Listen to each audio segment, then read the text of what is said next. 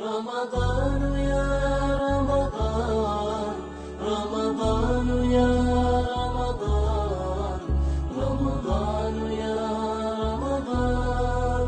Assalamu alaikum урматтуу мекендештер. Жалпыңыздардын туткан орозоңуздар кабыл болсун. Аллах Таала ажры сообун эселеп берген болсун. Урматтуу мекендештер, Пайгамбар саллаллаху алейхи ва салламдын ушул бир хадисине амал кылып жашоону, өзгөчө ыйык Рамазан айында ушул хадиске баса белгилөөңүздөр үчүн жалпыңыздарга эскертүү катары айтабыз. Күндөрдүн биринде Пайгамбар саллаллаху алейхи ва салламга сахабалар келип: "Я Расулаллах, захаба ахлу дусуру бил ужур." Байлар бизден сооп чогултууда озуп кетти дейт. Пайгамбар саллаллаху алейхи ва салламга келип, алар "Юсаллуна кама нусалли", биз намаз окугандай эле намаз окушат. "Ва ясумуна кама насум", биз орозо туткандай эле орозо тутушат. "Ва ятасаддакуна би фудул амвалихим", бирок өздөрүнүн акчаларынан, ашык акчасынан садака берип, бизден соопторунда озуп кетишти деди. Пайгамбар саллаллаху алейхи ва саллам: "Аллах Таала мындай сооп табууну, садака кылууну силерге да бербедиби?